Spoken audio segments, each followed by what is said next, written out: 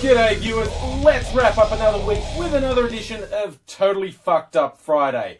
And I'll touch quickly on the US presidential race because it's a fairly big story for the whole world. And they had the first presidential debates this week where it's supposed to be, let's see what happens.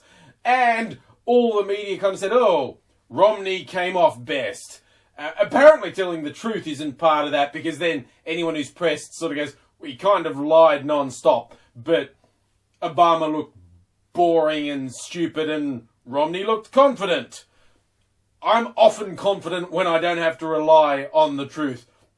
Now, when I was reading up on this, I saw the day after the debates, Obama's been around wowing crowds and he's saying all these zingers.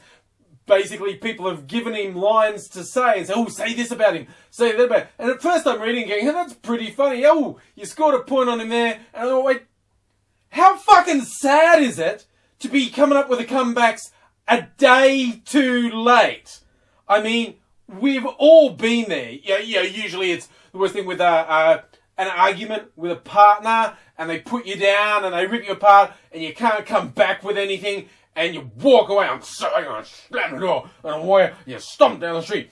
And then, I just thought of the perfect fucking comeback. Fuck, why didn't that come up? Why didn't that come up with me? Man. In fact, I'd like to see some of their responses be a bit more spontaneous. Like even something like that. Like if one of them lands a blow, like gets a real zinger in there, and the other one looks a bit stunned for a second, and I'm going to go on to something else. Wait, I just thought of, motherfucker, I thought of how to get you back. And actually turn it into a schoolyard thing, because it's really boring otherwise. Or maybe after, maybe Romney now feels overconfident. I'd like to see him be overconfident and just accidentally slip, like one of his inside thoughts comes out his mouth. The sort of stuff we know he's thinking. I could just imagine halfway through his speech when if Obama's getting ahead of him, he just goes, you guys, seriously, are you going to listen to a nigger? Wait, did I think that or did I say it that time? It's so hard to keep track. But hopefully it's at least more interesting in the future because this one was a little bit boring. But you know what? Politicians, if you're worried about them, if you think they're awful, you're not alone, but it could be worse. I mean, in Italy, for instance, I've quite a few times pointed out how utterly fucked Italian politics is, the corruption that's been fostered by Silvio Berlusconi, the amount of corruption charges that guy's facing, and the shit that goes on with his party. A member of his party has just got in trouble this week. Apparently for something like 4 years, this guy was in the habit of parking in a disabled parking spot out the front of the building where he worked. Just took it for granted. Hey, I'm in the government. I can do this. I'm going to park right there in the disabled spot. And someone finally complained. Like a disabled driver said to the cops, hey, that guy is not disabled. Get him out of the spot. And the cops did. They said, move your car. You're not disabled. Disabled guy's going to park here. And what this shining light of politics did afterwards, because he was so pissed off at having to follow rules, he went down and slashed the tyres on the disabled guy's car. Now, this is the front of his office where he's worked for all this time. So he's going to know there are surveillance cameras pointing right fucking at that, and he's just gone out and slashed tyres while cameras are recording him. So, he could be representing you. If by sheer chance you are an Italian viewer, I'm sorry. That sort of thing goes on. But you know what? Back in the US, one of the minor races in Maine, one of the Democrats running has been exposed. They're fucking freaks, like people who think they're above the law. This woman had been posting online how she likes to kill, but I think because she thinks she's above the law, she said, I can kill without going to jail. And some days I need it more often than not. And she talks about how she likes to poison and how she likes to stab. But she's been exposed by the Republicans running against her. That's all about World of fucking Warcraft. They have actually gone, look, this person spends time on World of what? How is it worse than anything else? Honestly, that's just pathetic, okay?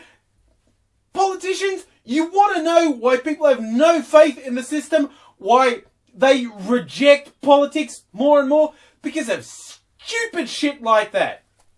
Hey, speaking of stupid shit, after looking at politics, I thought, let me just find some crazy headlines. Headlines are sometimes better than the whole story.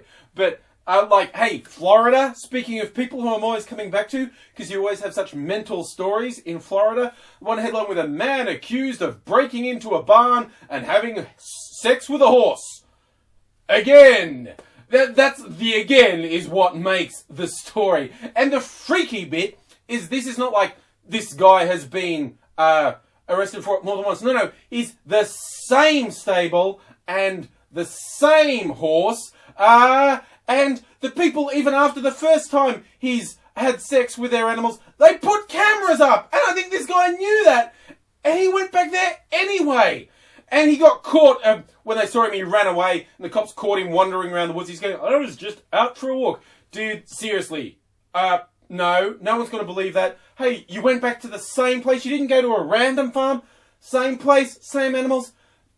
Just tell the judge it's love, okay? Maybe he'll have a soft heart. Maybe he'll see that look in your eyes. Just say how that horse's big brown eyes. Maybe bring the horse in when the judge sees that face and those big brown eyes. The judge will know that in your heart you did nothing wrong.